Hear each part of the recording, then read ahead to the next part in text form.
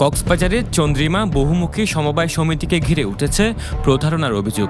অভিযোগে তীর সমিতির সাধারণ সম্পাদক হুসাইন আহমদ আনসারের বিরুদ্ধে দাবি করা হচ্ছে একটি প্লট দখলের উদ্দেশ্যে কথিত একটি প্যাড বানিয়েছে সমিতির সাধারণ সম্পাদক আনসারি। গত ৩০ এপ্রিল চন্দ্রিমা এলাকার আবু বক্করের ৪৭ নম্বর প্লট দখল নিয়ে দুই পক্ষের মধ্যে বিরোধ দেখা দেয়।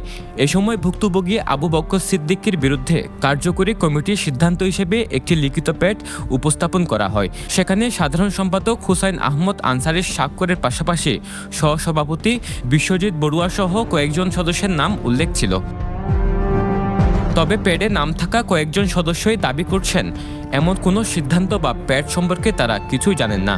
সহসভাপতি বিশ্বজিৎ বড়ুয়া এবং সদস্য শাহনেওয়াজ একই ধরনের বক্তব্য দিয়েছেন। তখন তাদের সামনে আমি এটা পেশ করবো, এটা আমার না সিগনেচার, এটা আমার সিগনেচার করা হয়েছে। বুঝছেন না? ঘটনা না, আমি কোনো কিছুই করি না, কোনো কিছু আমি জানি না, আমি কিছুই জানি না। আরও প্রশ্ন উঠেছে প্যাডে উল্লেখিত সমিতির অফিসের ঠিকানা নিয়েও। নথিতে অফিসের ঠিকানা হিসেবে হোটেল কোহিনুরের নাম থাকলেও সেখানে গিয়ে সমিতির কোনো অফিসের অস্তিত্ব পাওয়া যায়নি। ভুক্তভোগীদের অভিযোগ ২৮ নম্বর প্লটের মালিককে সুবিধা দিতে এবং জায়গা দখলের পরিবেশ তৈরি করতেই এই কথিত প্যাড তৈরি করা হয়েছিল। এর পেছনে আর্থিক লেনদেনও হয়েছে বলে দাবি তাদের। মাসের ৩০ তারিখে তারা যে হামলাটা করছিল, হামলার উৎপত্তিটা করে হচ্ছে যে তারা আমার রানিং মার্কেটের সামনে এসে টিন দিয়ে দিয়েছে। টিন যখন দিয়েছে আমাদের কেয়ারটেকার তো আমাদেরকে বিষয়টা অবগত করছে। এসে দেখি হচ্ছে অপোজিটে হুসাইন আহমেদ আনসারি নামের সেই সমিতির সাধারণ সম্পাদক দাবি করছে নিজেকে। সে হচ্ছে এখানে চেয়ার নিয়ে বসা ছিল, তারপর পাড়াটিয়া সন্ত্রাসীগুলোকে এখানে দাঁড় করা হয়েছিল। তারা বলছে তাদের সমিতির রায় আছে, তারা নাকি সমিতির রায় নিয়ে এখানে জায়গা দখল করতে আসছিল, আমাদেরকে উচ্ছেদ করতে আসছিল। চন্দ্রিমার নাম দিয়ে একটা প্যাড পাইছি, এখানে হচ্ছে নানা ধরনের মিথ্যা তথ্য উপস্থাপন করে হুসাইন আহমদ আনসারি এককভাবে স্বাক্ষর দিছে।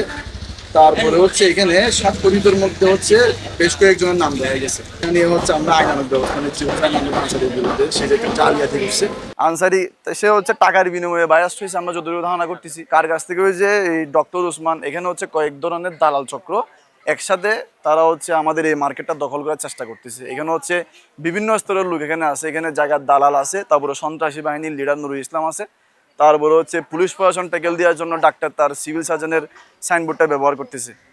অভিযোগের বিষয়ে জানতে সাধারণ সম্পাদক হুসাইন আহমদ আনসারির সঙ্গে যোগাযোগ করা হলে তিনি প্রথমে কথা বললেও পরে ফোন কেটে দেন। অভিযোগের বিষয়ে কোনো স্পষ্ট ব্যাখ্যাও দেননি। আমার মনে করতেছে না, কাগজ না দেখে বলা যাবে না।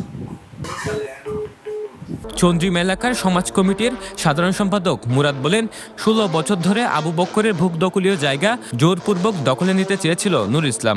একটা নুরুল ইসলাম বলে, নুরুল ইসলামদের সাথে শহীদদের সাথে নুরুল ইসলামরা এরা তো জোরপূর্বক আসতে চাইছিল। ওরা প্রায় ১৫-১৬ বছর ধরে থাকবে। চন্দ্রিমা বহুমুখী সমবায় সমিতির প্যাড নিয়ে ওঠা অভিযোগ তদন্তের মাধ্যমে সত্যতা উদ্ঘাটনের দাবি জানিয়েছেন ভুক্তভোগী পরিবার। News desk, পেনুয়া।